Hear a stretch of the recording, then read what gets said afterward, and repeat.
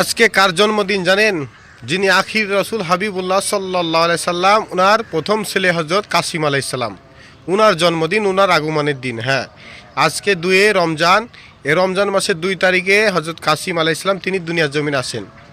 তখন নবীজির বয়স ছিল 27.5 বছর। আর আম্মাজান খাদিজাতুল কুবরা আলাইহিস সালাম, ওনার বয়স ছিল প্রায় 42.5 বছর। হযরত কাসিম আলাইহিস সালাম তিনি দুনিয়ার জমিনে আগমন করেন এই 2 রমজান। সেই দিন ছিল মঙ্গলবার সকালবেলা এই সময়তে। এবং তিনি জন্মগ্রহণ করার পরে 7 দিন পরে নবীজি ওনার নাম রাখে হযরত কাসিম আলাইহিস সালাম। এই কাসিম উপাধিতে উনি কি করেন? লকবভূষিত হন যে আবুল কাসিম সাল্লাল্লাহু আলাইহি সাল্লাম। সুবহানাল্লাহ।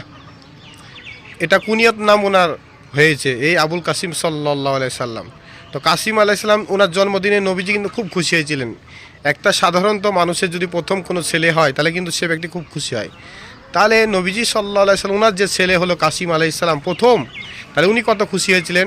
তাহলে আল্লাহ পাকও তো খুশি হয়েছিলেন, কারণ নবীজি খুশিতে তো আল্লাহ পাক খুশি। তাহলে আমাদেরও মুসলমানের দায়িত্ব কর্তব্য এই কাসিম আলাইহিস সালাম ওনার এই 2 রমজান আগমনের দিনে খুশি প্রকাশ করা, ওনার আলোচনা করা, ওনার উপলক্ষে মিলাদ মাহফিল করা, ওনাকে মহব্বত করা।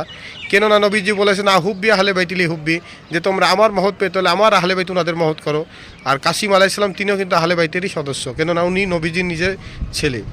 কাজে কাসিম আলাইহিস সালাম ওনাকে কিন্তু মহব্বত করতে হবে। তিনি দুনিয়ার জমিনে বেশি দিন ছিলেন না।